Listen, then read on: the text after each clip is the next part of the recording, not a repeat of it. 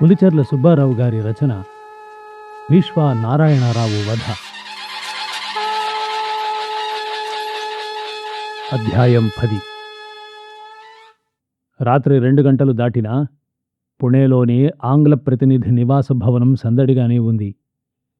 శవయాత్ర శబ్దాలు వింటూ నిలువుటద్దంలో చూస్తూ విగ్గు సవరించుకుంటున్నాడు మోస్టిన్. దీపాల కాంతిలో అతని ముఖం ఉజ్వలంగా వెలిగిపోతుంది. సంతోషం పట్టలేక అతడు అప్పుడప్పుడు సన్నగా ఈలవేస్తున్నాడు. ఎన్నాళ్లకెన్నాళ్లకు ఇలాంటి తరుణం కోసమే ఇన్నాళ్ళు వేసి ఉన్నాడు. ఇలాంటి అవకాశం కోసమే బొంబాయి కంపెనీ వారు ఎదురు చూస్తున్నారు. మద్రాస్ కంపెనీ వారు ఉత్తర సర్కార్లు సంపాదించి కర్ణాటక నవాబుని, హైదరాబాదు నిజాముని గుప్పిట్లో తెచ్చుకున్నారు. బెంగాల్ కంపెనీ వారు బెంగాల్, బీహార్ సాధించి అయోధ్య నవాబును పెంపుడు కుక్కని చేశారు. మరి బొంబాయి కంపెనీ వారు బొంబాయి రేవు మినహాయించి ఏమీ లేదు. ఏది? కొంకణ తీరంలో జోక్యానికి అవకాశం కలిగితేనా? బాలాజీరావు బ్రతికి ఉన్నంత వరకు అసలా ఊహకే ఆస్కారం లేకపోయింది. ఇక మాధవరావు కాలంలో కదిపి చూశారు, కానీ లాభం లేకపోయింది. హైదరాలీకి వ్యతిరేకంగా సహాయపడగలమని ముందుకొస్తే సర్వనాశనమైనా సరే విదేశీయుల జోక్యం సహించనని ఎంత నిర్మోహమాటంగా చెప్పాడు. అవమానం, దుర్భరమైన అవమానం. పీష్వాల హయాములో బొంబాయి వారు అసలు తీరాన అడుగు మోపగలరా అన్న సందేహం కూడా కలిగింది. ఇన్నాళ్లకు హఠాత్తుగా ఈ సదవకాశం జారబిడవరాదు. ముస్తాబు పూర్తి చేసుకుని 2 అనుచరులు వెంటరాగా అశ్వారూఢుడై శనివారవాడ దిక్కుగా సాగాడు మోస్టిన్.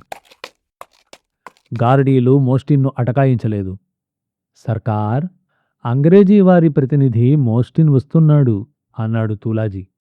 రఘునాథరావు ఇప్పుడు తన భవిష్యత్తును గురించి తీవ్రంగా ఆలోచన చేస్తున్నాడు.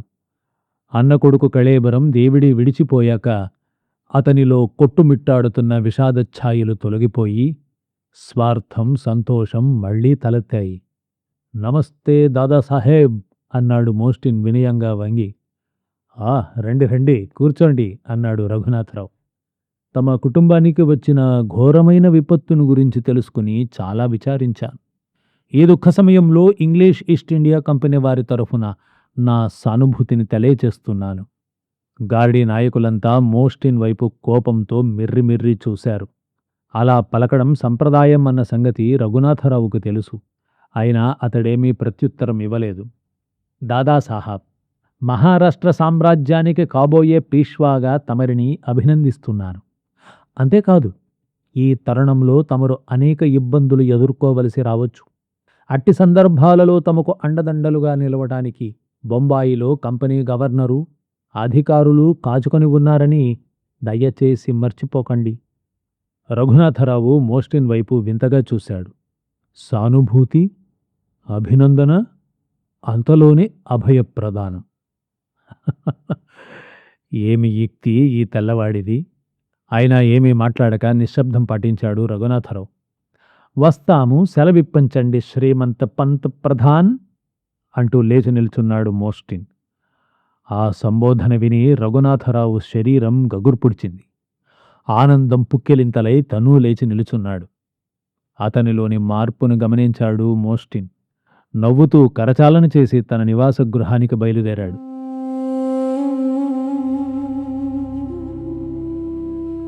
నగరం వెలుపల పీష్వా నారాయణరావు అంత్యక్రియలు జరిపి ఎవరిళ్లకు వారు చేరుకున్నారు. నగరం అంతా సద్దుమణిగింది. కాని ఆ నిశ్శబ్ద నిశీధిలో నిద్రాదేవి పుణే నగర ప్రజల్ని ఎవరినీ కరుణించలేదు. అందరి హృదయాల్లో ఏదో తెలియని ఆందోళన, అంతులేని భయం, అపారమైన దుఃఖం ఆవరించి ఉన్నాయి. అందరి మనోనేత్రాల ముందు 18 ఏళ్ల కుమార పీష్వా నారాయణరావు సుందర ముఖారవిందమే మాటిమాటికి మెదలసాగింది.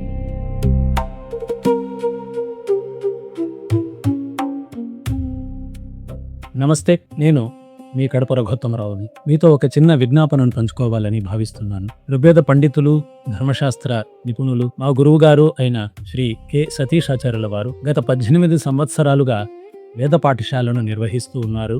అయితే ఇంతకాలం ఈ వేద పాఠశాల ఇతరులు సమకూర్చిన వసతుల్లో, భవనాల్లో నడుస్తూ వచ్చింది. ఇప్పుడు గురువుగారు తమ స్వగ్రామమైన రెంజర్ల తెలంగాణలో శాశ్వత భవనాన్ని కట్టాలనేసి సంకల్పించారు. వేద పరిరక్షణే ధర్మ పరిరక్షణ కనుక ఆసక్తి ఉన్న ధార్మికులందరూ మా గురువు గారికి హితోధికంగా సహాయం చేయగలరని కోరుతూ ఉన్నాను. మరిన్ని వివరాల కోసం పాఠశాల వెబ్సైట్ www.vageshwari.in చూడగలరు.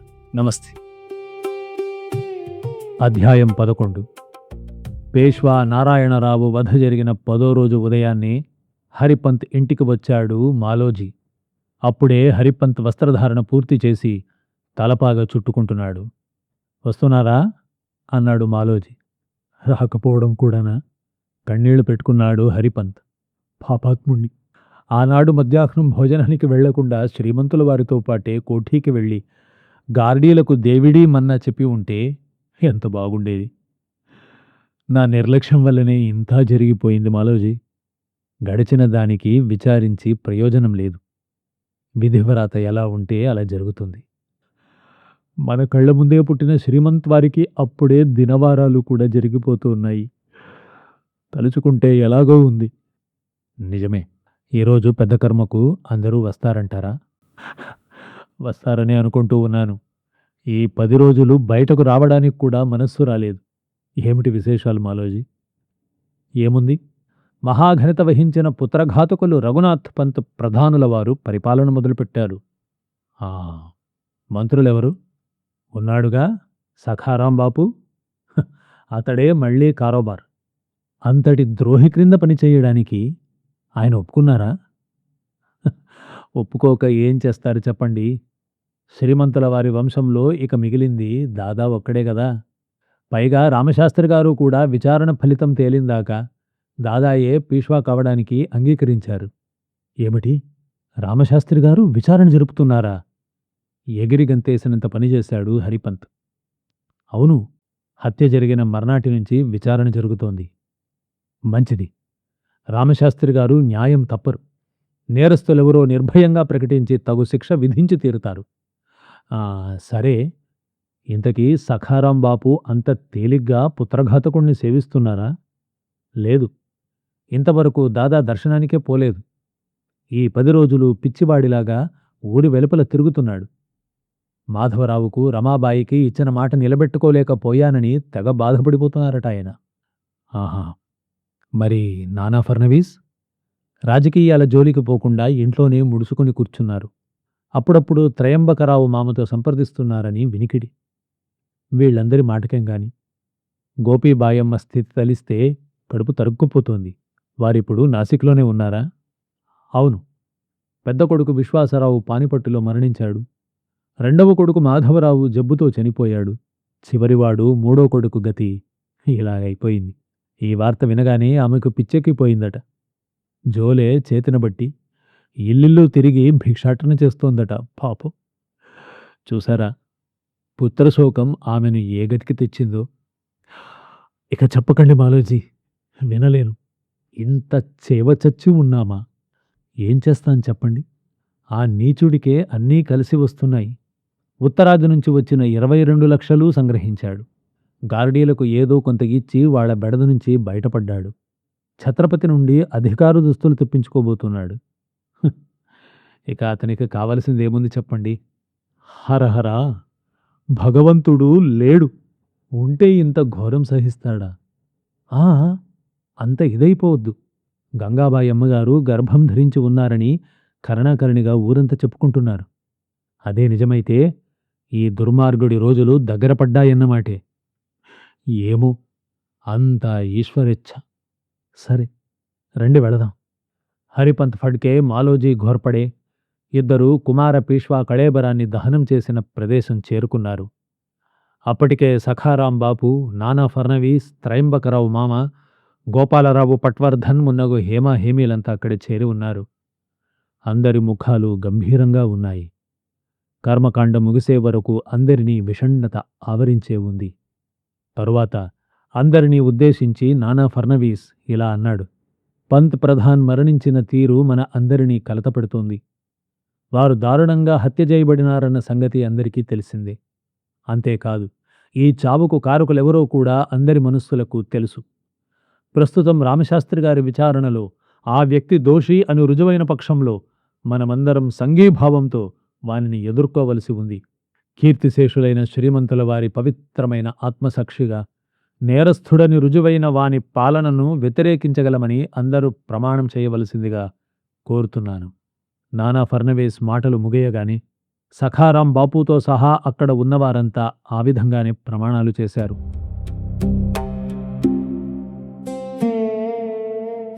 అధ్యాయం 12. దారుణం జరిగిపోయి 6 వారాలు గడిచాక మళ్లీ నేటికి శనివారవాడ అంతా ఉద్యోగుల సంచలనంతో కళకళలాడుతూ ఉంది. 2 రోజుల క్రిందటే రఘునాథ్ దాదా పంత్ ప్రధానిగా ఛత్రపతి చేత ప్రకటించబడ్డాడు. ఆనందీబాయి నేటికి పీష్వా భార్య కాగలిగింది. గణేష్ మహల్ పక్కనున్న భవనంలో పార్వతీబాయి, గంగాబాయి శోకభారంతో కృంగి కృషిస్తూ భారంగా కాలం గడుపుతున్నారు. వారిప్పుడు దాదాపు ఖైదీలుగానే ఉంటున్నారు. గుప్పు గుప్పున హుక్కా పీలుస్తున్న రఘునాథరావు ఇప్పుడు పూణేలోని పరిస్థితులను గురించి అణుమాత్రమైన చింతించడం లేదు.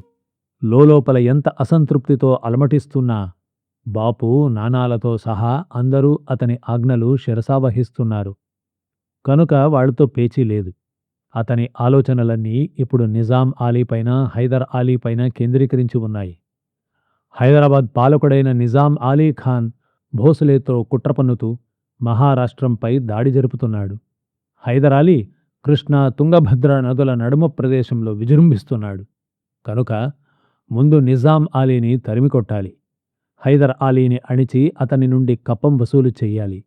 ఆ తరువాత ఆర్కాటు నవాబును బెదిరించి బొక్కసం నింపాలి. తుది మజిలీగా తంజావూరు చేరాలి. ఇన్ని ఊహలు రఘునాథుని మస్తిష్కంలో తాండవమాడుతున్నాయి. అందుకే కర్ణాటక దండయాత్రకు సంసిద్ధమైనాడు. రేపే బయలుదేరవలసి ఉంది. శ్రీమంత్, రామశాస్త్రి గారు తమ దర్శనార్థం వేచి ఉన్నారు. రఘునాథరావు చేతి నుండి హుక్క నేల జారిపోయింది. అతని గుండె గతుక్కుమంది. ధైర్యం కూడదీసుకుని, అలాగే ప్రవేశపెట్టు అన్నాడు. ఆసనంపై సర్దుకొని కూర్చొని శాస్త్రి రాకకై ఎదురుచూడసాగాడు. శాస్త్రి అన్న పదం విని ఆనందీబాయి కూడా పరదాచాటుకు వచ్చి కూర్చుంది. రామశాస్త్రి ఠీవిగా ప్రవేశించాడు. అతని ముఖంలో బ్రహ్మతేజస్సు కొట్టుకొచ్చినట్లు కనబడుతోంది. రండి శాస్త్రి బువా, ఆసీనులు కండి అంటూ సాదరంగా ఆహ్వానిస్తూ అర్ధాసనం చూపాడు దాదా. శ్రీమంతుల వారితో అర్ధాసనంపై కూర్చునే అర్హత ఈ పేదవాడికి లేదండి. ధనిక దరిద్ర భేదాలు పేష్వాలు పాటించరని తమకు తెలుసు కదా శాస్త్రిగారు. పాతరీతులన్నీ పీష్వా నారాయణరావుతోనే పోయాయి. ఇప్పుడన్నీ కొత్త సంప్రదాయాలు పుట్టుకొస్తున్నాయి. పుత్రహత్యకు ఒడిగట్టే పద్ధతి మీ వంశంలో ఇంతకు పూర్వం లేదు కదా. ఆ మాటలతో పీష్వా మొహంలో కత్తివేటుకు నెత్తురు చుక్కలేదు. ఒట్టి పుణ్యానికి దారుణమైన నేరం నా నెత్తిన రుద్దుతున్నారు శాస్త్రీజీ. అంతలో ఆనందీబాయి కల్పించుకుంది. శాస్త్రీజీ, గోహత్య చేసిన గారడీలే ఈ దుష్కార్యం చేశారని తెలిసి మీరిలా నిందారోపణ చేస్తున్నారా? బాయిజీ, ప్రధాన న్యాయమూర్తిగా నా ధర్మం నేను నిర్వహిస్తున్నాను. విచారణ ముగిసింది. సాక్ష్యాధారాలను బట్టి దాదాసాహెబ్ నారాయణరావును హత్య చేయించారని నిర్ధారణ అయ్యింది. అలాగా? ఏమిటి ఆ సాక్ష్యాధారాలు? గట్టిగా అడిగింది ఆనందీబాయి. నారాయణరావును మారావే చంపవలసింది అని దాదాజీ వ్రాసిన పత్రమే దానికి సాక్ష్యం. ఆ పత్రంలో నారాయణరావును ధరావే పట్టుకోవలసినది అని ఉండడం నా కళ్ళారా చూశాను. బహుశా గార్డీలో తూలాజీయో ధాను మాగా దిద్ది ఉంటారు. తమరు చెప్పినట్లు ధరావే అని వ్రాయడమే నిజమైతే దాదాజీ మీరు ప్రత్యక్షంగా ఉండగానే అంతటి ఘోర హత్య చెయ్యడానికి గార్డీలు ఎలా సాహసించగలరమ్మా? ఈ వాద వివాదాలు వింటూ కూర్చున్న రఘునాథరావు విషణ్ణంగా నిట్టూర్పు విడిచాడు. ఈ విషయమై ఇప్పుడు వాద ప్రతివాదాలు చేసి లాభం లేదు. సత్యం భగవంతుడికి తెలుసు. ఏది ఏమైనా నారాయణరావు వధను గురించి నేను హృదయపూర్వకంగా దుఃఖిస్తున్నాను. అందులో నా పాత్ర ఏ కొద్దిగానైనా ఉందని తమరు అనుమానించిన పక్షంలో ఎలాంటి ప్రాయశ్చిత్తమైనా చేసుకోవడానికి సిద్ధంగా ఉన్నాను. పండరాపురంలో తమ సమక్షంలో ప్రాయశ్చిత్తం చేసుకోగలను. జరిగినవన్నీ మర్చిపోయి ప్రాయశ్చిత్తమేమిటో సెలవివ్వండి శాస్త్రీజీ. దాదాసాహెబ్, పండరీపురం వచ్చి మిమ్మల్ని శుద్ధులను చెయ్యడం అసాధ్యం. తమరు న్యాయాధీశులు. ప్రాయశ్చిత్తం చేయించడం తమ ధర్మం. తమరు పండరాపురానికి రావాలి. మాకు ప్రాయశ్చిత్తం జరిపించి పవిత్రులను చేయించాలి. తమరి హుకుంను నా కళ్ళతో చూడకముందే అయితే అలాగే జరిపించేవాణ్ణి. కానీ ఇప్పుడెలా? ఇప్పుడలా జరిపించడానికి ఆటంకం ఏమిటి? అంతకుముందు హత్యా విషయంలో కేవలం అనుమానం ఉండేది.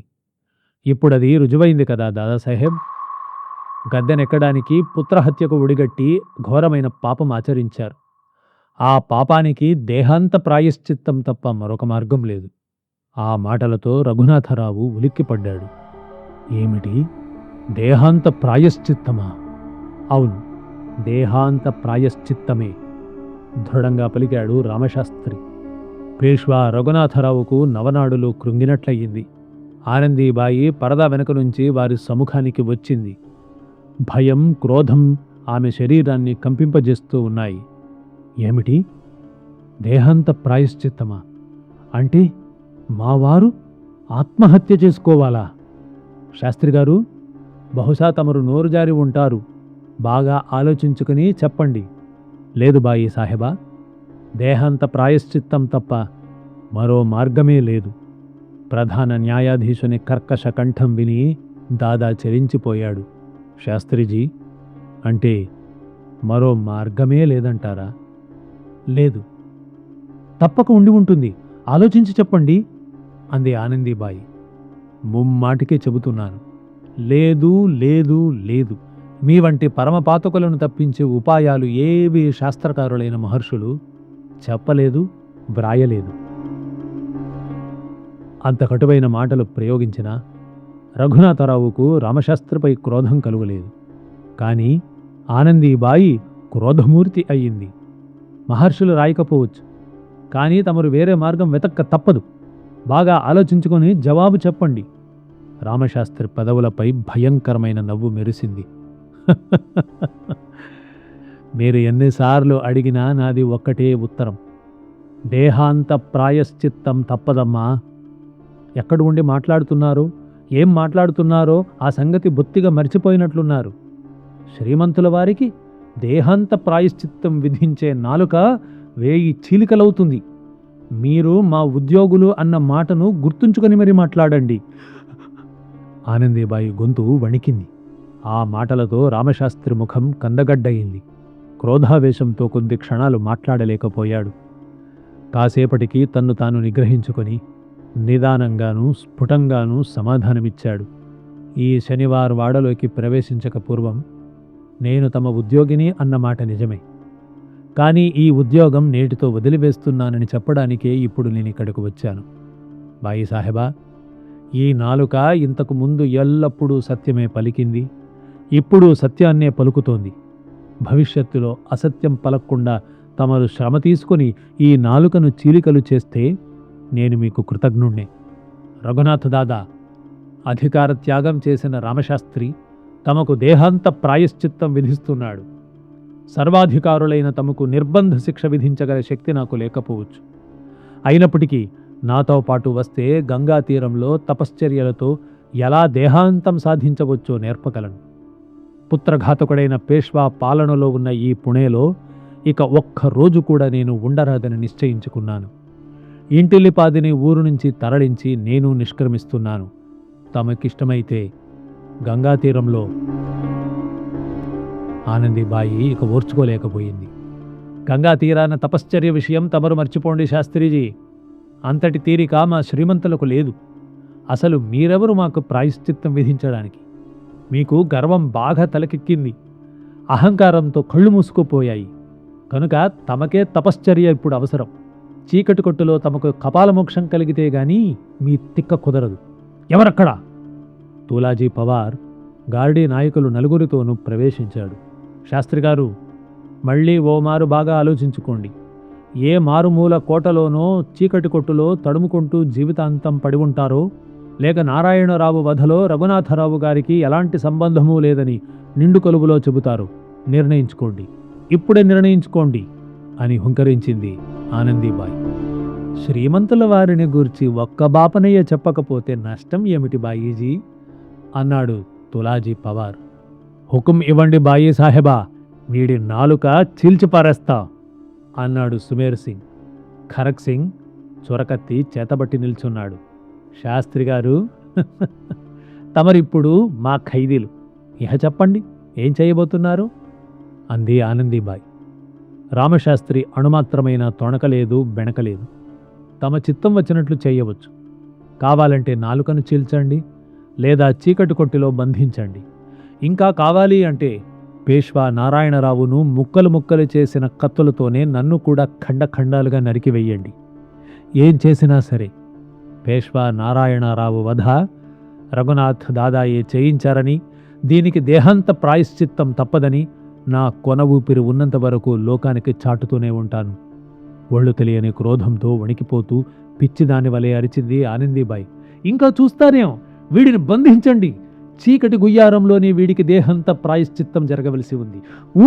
బంధించండి. సుమేర్ సింగ్, మహమ్మద్ యూసఫ్లు ముందడుగు వేసి రామశాస్త్రిని బంధించబోయారు. ఆగండి, బిగ్గరగా అరిచాడు రఘునాథ దాదా. నా శిరస్సుపై పట్టుకున్న ఈ పాపభారం చాలు, ఇంకో పాతకానికి ఒడిగట్టలేను. శాస్త్రిజీ, తమరిక ఒక్క క్షణమైనా పుణే నగరంలో ఉండరాదు. వెంటనే వెళ్ళిపోండి. సుమేర్ సింగ్, శాస్త్రి గారిని వెంటనే పుణే సరిహద్దులు దాటించు. రామశాస్త్రి మళ్ళీ ఏదో మాట్లాడబోయేలోగా గార్డీలు అతని నోరు నొక్కి బయటకు తీసుకుని పోయారు. ఆనందీబాయి విజయగర్వంతో విగిసలాడిపోయింది. కాని నిరాశతో, నిస్పృహతో దాదాసాహెబ్ కుప్పకూలిపోయాడు.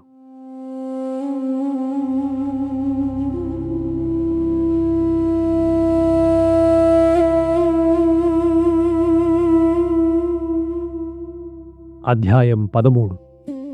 మీరెవరూ ఇంగ్లీషు వారి దౌర్జన్యాలను గూర్చి ఆందోళన పడద్దు. సందట్లో సమారాధన అన్నట్లు మహారాష్ట్ర సామ్రాజ్యానికి వచ్చిన విపత్తులను అవకాశంగా తీసుకుని వారు తాత్కాలికంగా థానాను ఆక్రమించవచ్చు. కానీ రఘోజీ ఆంగ్రే బ్రతికి ఉండగా కొంకణ తీరం ఎన్నటికీ విదేశీయుల వశం కాదు. ఇది సత్యం. ఇప్పటికే ఇంగ్లీషు వారి వర్తక వ్యాపారాలన్నీ స్తంభింపజేశాం. తొందరలోనే మోస్టిన్తో సహా అందరూ కాళ్లబేరానికి రాక తప్పదు అన్నాడు రఘోజీ ఆంగ్రే. అతని మాటల్లో దిటవు ఉట్టిపడింది. మీరుండగా పాశ్చాత్యులందరూ ఏకమైన మరాఠీ రియాసత్ను ఏమీ చెయ్యలేరని మాకు తెలుసు రఘోజీ. మా ఆందోళనంతా దాదాసాహెబ్ గురించి మాత్రమే అన్నాడు బారాభాయిలలో అగ్రేసరుడైన నానా ఫర్నవీస్. ఇప్పుడు పురందరు కోట దేవిడిలో సమావేశమైన బారాభాయిలు ఆలోచన తత్పరులై దక్షిణాభిముఖులై సుదూర సీమల వైపు దృష్టి సారించి ఉన్నారు. నానా ఫర్నవీస్, సఖారాం బాపు, హరిపంత్ ఫడ్కే, త్రియంబకరావు మామ, మోరోబా ఫర్నవీస్, బాబూజీ నాయక్, మాలోజీ ఘోర్పడే, భవన్ రావు ప్రతినిధి, రాస్తే, పట్వర్ధన్, మహాదజీ సింధియా, తుకోజీ హోల్కర్, ఈ 12 ప్రముఖులనే బారాభాయిలు అనే పేరుతో ఈనాడు పురందరు కోట నుండి మహారాష్ట్ర సామ్రాజ్యాన్ని నడుపుతున్నారు. ఈ నడుమ జరిగిన చారిత్రాత్మక ఘటనలన్నీ వారి మనోవీధిలో మెరుస్తూ ఉన్నాయి.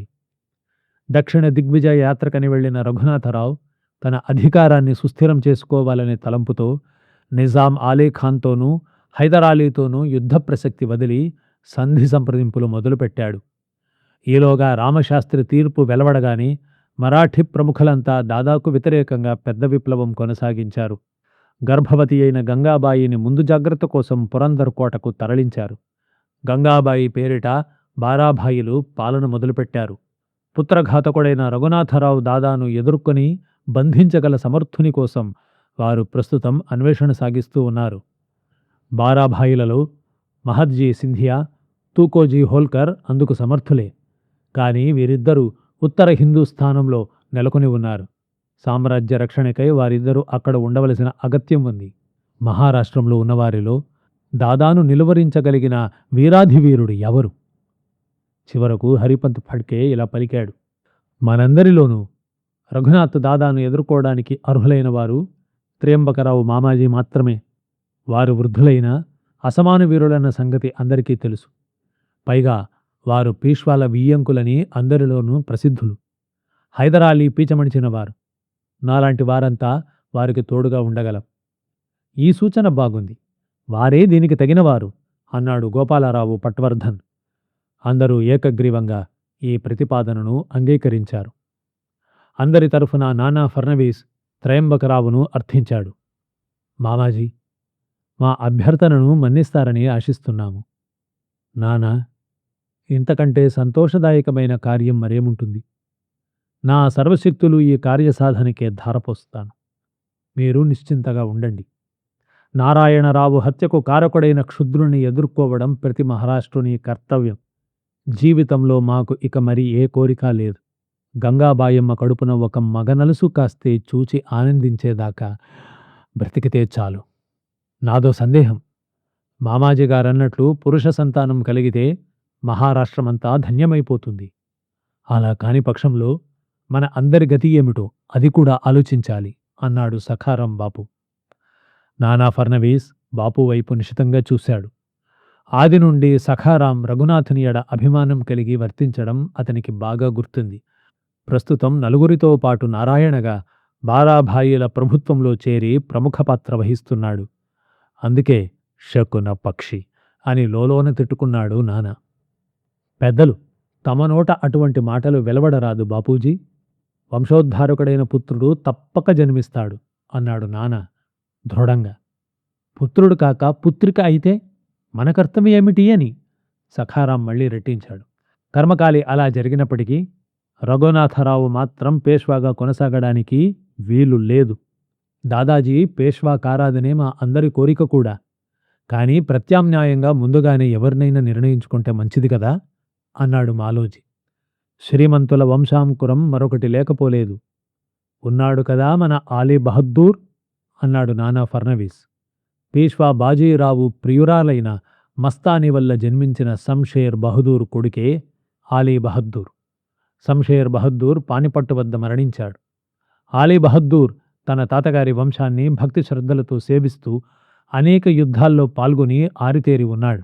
ఎంత బాజీరావు మనవడైనా అతడు మహమ్మదీయుడు గదా.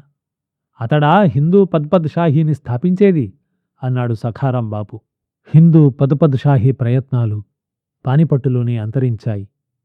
పేష్వాల రక్తం ప్రవహించే సజ్జనుడైన ఒక యోధిని అవసరం ఉందిప్పుడు. అలాంటి వాడు ఒక్క ఆలీ బహద్దూరే. కనుక గంగాబాయమ్మకు పుత్రుడు జన్మించకపోతే ఆలీ బహద్దూరే పేష్వా అన్నాడు త్రయంబకరావు మామ నిక్కచ్చిగా. మామకు ఎదురాడే సాహసం అక్కడ ఎవరికీ లేదు. ఆలీ బహద్దూర్ అనే ముస్లిం వీరుడు శ్రీమంతుడైతే భారతదేశ రాజకీయాలు ఎలా ఉంటాయో అన్న ఆలోచనలో మునిగిపోయారు ప్రముఖులందరూ.